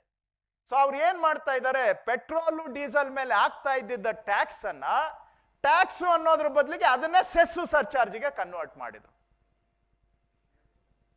ಟ್ಯಾಕ್ಸ್ ಅಂತ ಹಾಕಿದ್ರೆ ಅದರಲ್ಲಿ ರಾಜ್ಯಕ್ಕೆ ಪಾಲ್ ಕೊಡ್ಬೇಕಾಗತ್ತೆ. ಗ್ರಾಹಕರಿಗೆ ಒಂದೇ rate, no difference. But tax ಅನ್ನೋದ್ರ ಬದಲಿಗೆ ಅದನ್ನ ಕ್ಲಾಸಿಫಿಕೇಶನ್ ಸೆಸ್ಸು ಅಂತ ಮಾಡಿಬಿಟ್ರೆ ಆವಾಗ ಗ್ರಾಹಕರು ಅಷ್ಟೇ ಕಟ್ತಾರೆ ಪೆಟ್ರೋಲ್ ರೇಟು ಡೀಸೆಲ್ ರೇಟು, ಆದ್ರೆ ರಾಜ್ಯಗಳಿಗೆ 1 ಪೈಸಾ ಅದರಲ್ಲಿ ಪಾಲು ಬರೋದಿಲ್ಲ. ಹಾಗಾಗಿ ಇವ್ರು ಏನ್ ಮಾಡಿದ್ರು, 2016ರಿಂದ ಪೆಟ್ರೋಲು ಡೀಸೆಲ್ಲು ಇಂಥ ಸುಮಾರು ಐಟಮ್ಗಳ ಮೇಲೆ ಇದ್ದಿದ್ದ ಟ್ಯಾಕ್ಸ್ಗಳನ್ನೆಲ್ಲ ಸೆಸ್ಸು ಸರ್ಚಾರ್ಜ್ ಆಗಿ ಕನ್ವರ್ಟ್ ಮಾಡಿದ್ರು. ಇನ್ಕಮ್ ಟ್ಯಾಕ್ಸ್ ಅಲ್ಲೂ ಕೂಡ ಕೆಲವು ರೇಟ್ಗಳನ್ನ ಸೆಸ್ ಅಂತ ಕನ್ವರ್ಟ್ ಮಾಡ್ಬಿಟ್ರು. ಅದರಿಂದ ಏನಾಯ್ತು, ಈ ಸೆಸ್ಸು ಸರ್ಚಾರ್ಜು ಡಬಲ್ ಆಗಿ ಇವಾಗ ಬರೋ ವರ್ಷ 5,90,000 ಕೋಟಿ ಬರುತ್ತೆ. ಅದರಲ್ಲಿ ಈ ಭಾಗದ ಈ ಅಮೌಂಟ್ ಅಲ್ಲಿ 1 ಪೈಸಾನು ಒಂದು ರಾಜ್ಯಕ್ಕೆ ಬರೋದಿಲ್ಲ. ಸೊ ಈ ಟ್ಯಾಕ್ಸು ಡೆವಲ್ಯೂಷನ್ ಫೈನಾನ್ಸ್ ಕಮಿಷನ್ ರೆಕಮೆಂಡೇಶನ್ಗೆ ನೀಟಾಗಿ ಒಂದು ತಿರುಮಂತ್ರ ಹಾಕಿ ಆ ದುಡ್ಡನ್ನ ಅವರೇ ಇಟ್ಕೊಳ್ಳೋ ತರ ಮಾಡಿ ಏನ್ ಮಾಡ್ತಾ ಇದ್ದಾರೆ, ಒಟ್ಟು ತೆರಿಗೆಯಲ್ಲಿ 41% ಕೊಡ್ಬೇಕು ಅಂತ ಹೇಳಿದ್ರೆ ನಮಗೆ ಕೊಡ್ತಾ ಇರೋದು 30% ಅಷ್ಟೇ. ಇದರಿಂದ ಕರ್ನಾಟಕಕ್ಕೆ ಒಂದು ವರ್ಷಕ್ಕೆ 8,263 ಕೋಟಿ ನಷ್ಟ. ಈ ಒಂದು ರೂಟ್ ಹುಡ್ಕೊಂಡಿರೋದ್ರಿಂದ, ವಾಮ ಮಾರ್ಗ ಹುಡ್ಕೊಂಡಿರೋದ್ರಿಂದ ನಮ್ಮ ರಾಜ್ಯಕ್ಕೆ 8,263 ಕೋಟಿ ನಷ್ಟ ಆಗ್ತದೆ. ಹಾಗೇನೆ ಈ 17-18ರಿಂದ 23-24ನೇ ಸಾಲಿಗೆ ತಗೊಂಡ್ರೆ ನಮಗೆ ಒಟ್ಟು ನಷ್ಟ ಆಗಿರೋದು 45,322 ಕೋಟಿ. ಇಷ್ಟು ನಮಗೆ ನಷ್ಟ ಆಗಿರ್ತಕ್ಕಂಥದ್ದು. ಒಟ್ಟು ಈ 14-15ರಿಂದ 23-24ನೇ ಅವಧಿಗೆ 14-15ನೇ ವರ್ಷದಿಂದ 23-24ನೇ ವರ್ಷದ ಮಧ್ಯ ಕಲೆಕ್ಟ್ ಆಗಿರೋ ಒಟ್ಟು ಸೆಸ್ಸು ಸರ್ಚಾರ್ಜ್ ಎಷ್ಟು ಅಂದ್ರೆ 34 ಲಕ್ಷ ಕೋಟಿ. ಇನ್ನೊಂದ್ಸತಿ ರಿಪೀಟ್ ಮಾಡ್ತೇನೆ, ಈ ಒಂದು 8-9 ವರ್ಷಗಳ ಅವಧಿಯಲ್ಲಿ ಸೆಂಟ್ರಲ್ ಗವರ್ಮೆಂಟ್ ಕಲೆಕ್ಟ್ ಮಾಡಿರೋ ಒಟ್ಟು ಸೆಸ್ಸು ಸರ್ಚಾರ್ಜು 34,626 ಕೋಟಿ. ಈ 34,626 ಕೋಟಿಯಲ್ಲಿ ಒಂದು ರಾಜ್ಯಕ್ಕೆ 1 ಪೈಸೆ ಬರೋದಿಲ್ಲ. ಇದು ಮೊದಲು ಇರ್ಲಿಲ್ಲ ಅಂತಲ್ಲ, ಕಾಂಗ್ರೆಸ್ ಗವರ್ಮೆಂಟ್ ಇದ್ದಾಗಲೂ ಸೆಸ್ಸು ಸರ್ಚಾರ್ಜ್ ಇರ್ತಾ ಇತ್ತು. ಆದ್ರೆ ಕೇಂದ್ರ ಸರ್ಕಾರಕ್ಕೆ ಬರುವ ಒಟ್ಟು ತೆರಿಗೆ ಸಂಪನ್ಮೂಲದಲ್ಲಿ ಸೆಸ್ಸು ಸರ್ಚಾರ್ಜು ಹಿಂದೆ 8% ಇತ್ತು. ಆದ್ರೆ ಈ ಗವರ್ಮೆಂಟ್ ಬಂದ ಮೇಲೆ 20-22%ಗೆ ಹೋಗಿದೆ. ಸೊ ಅವ್ರು ಏನ್ ಮಾಡಿದ್ರು, ಟ್ಯಾಕ್ಸ್ಗಳನ್ನೆಲ್ಲ ಸೆಸ್ಸು ಸರ್ಚಾರ್ಜ್ಗೆ ಕನ್ವರ್ಟ್ ಮಾಡಿ ಅದನ್ನ ಅವರೇ ಇಟ್ಕೋತಾ ಇದ್ದಾರೆ, ಅದರಲ್ಲಿ ರಾಜ್ಯಗಳಿಗೆ ಪಾಲನ್ನ ತಪ್ಪಿಸ್ತಾ ಇದ್ದಾರೆ. ಇದರಿಂದ ಕರ್ನಾಟಕಕ್ಕೆ ಒಂದು ವರ್ಷಕ್ಕೆ 8,000-9,000 ಕೋಟಿ ನಷ್ಟ ಆಗ್ತಾ ಇದೆ. ಒಟ್ಟು ಇಲ್ಲಿವರೆಗೂ ಆಗಿರೋ ನಷ್ಟ 45,322 ಕೋಟಿ. ನೆಕ್ಸ್ಟ್, ಯಾವ ತರ ಸೆಸ್ಸು ಸರ್ಚಾರ್ಜ್ ಬೆಳೆದಿದೆ ಅಂತ ಸೇಮ್ ನೋಡಿ. ಇವ್ರು ಬಂದಾಗ 1,67,000 ಕೋಟಿ ಇತ್ತು, ಈಗ 5,98,000 ಕೋಟಿಗೆ ಬೆಳೆದಿದೆ ಸೆಸ್ಸು ಸರ್ಚಾರ್ಜ್. ಯಾಕೆ ಅಂದ್ರೆ ಇದ್ದ ಟ್ಯಾಕ್ಸ್ಗಳನ್ನೆಲ್ಲ ಸೆಸ್ ಕನ್ವರ್ಟ್ ಮಾಡಿದ್ರಿಂದ. ನೆಕ್ಸ್ಟ್, ಓಕೆ, ಒಂದು ವರ್ಷಕ್ಕೆ ನಮ್ಗೆ ಇದೆ ಈ 3 ವಿಚಾರ ಹೇಳಿದೆ ನಾನು. ಒಂದು GST ಅಲ್ಲಿ ಆಗ್ತಾ ಇರುವಂತ ನಷ್ಟ, ಎರಡನೇದು ಫೈನಾನ್ಸ್ ಕಮಿಷನ್ ಅಲ್ಲಿ ನಮ್ಮ ಪಾಲನ್ನ ಕಟ್ ಮಾಡಿದ್ರಿಂದ ಆಗುವಂತ ನಷ್ಟ, ಮೂರನೇದು ಸೆಸ್ಸು ಸರ್ಚಾರ್ಜ್ಗಳಿಂದ ಆಗುವಂತ ನಷ್ಟ. ಈ ಮೂರನ್ನು ಸೇರಿಸಿದಾಗ ಕರ್ನಾಟಕಕ್ಕೆ ಒಂದು ವರ್ಷಕ್ಕೆ 51,831 ಕೋಟಿ, ಈ ವರ್ಷಕ್ಕೆ ಈ ಮುಂದಿನ ವರ್ಷ 52,000 ಕೋಟಿ. ಒಂದು ವರ್ಷಕ್ಕೆ ನಮ್ಮ ರಾಜ್ಯಕ್ಕೆ ಆಗ್ತಾ ಇರ್ತಕ್ಕಂತಹ ನಷ್ಟ ಹೆಚ್ಚು ಕಮ್ಮಿ 52,000 ಕೋಟಿ. ಒಂದು ವರ್ಷ, ಪ್ರತಿ ವರ್ಷ ನಮ್ಮ ರಾಜ್ಯಕ್ಕೆ ನಮಗೆ ಬರ್ತಾ ಇದ್ದಂತಹದ್ದು, ಬರಬೇಕಾಗಿರ್ತಕ್ಕಂಥದ್ದು, ಅವುಗಳು ಈ ಎಲ್ಲಾ ಮಾರ್ಗಗಳಿಂದ ಆಗದೇ ಇರುವುದರಿಂದ ಆಗಿರ್ತಕ್ಕಂಥ ನಷ್ಟ ಒಂದು ವರ್ಷಕ್ಕೆ 50,000 ರಿಂದ 52,000 ಕೋಟಿ ಆಗ್ತಾ ಇದೆ. ಇದು 2,000 ಕೋಟಿ ಜಾಸ್ತಿನೂ ಆಗ್ಬೋದು, 2,000 ಕೋಟಿ ಕಮ್ಮಿನೂ ಆಗ್ಬೋದು. ಯಾಕಂದ್ರೆ ನಾವು ಇದೊಂದು ಅಂದಾಜು ಆಗಿರೋದ್ರಿಂದ ಒಂದು 2,000 ಕೋಟಿ ಆಚೆ ಈಚೆ ತಗೊಂಡ್ರು ಕೂಡ ಏನು ತಪ್ಪು ಇಲ್ಲ. ನೆಕ್ಸ್ಟ್,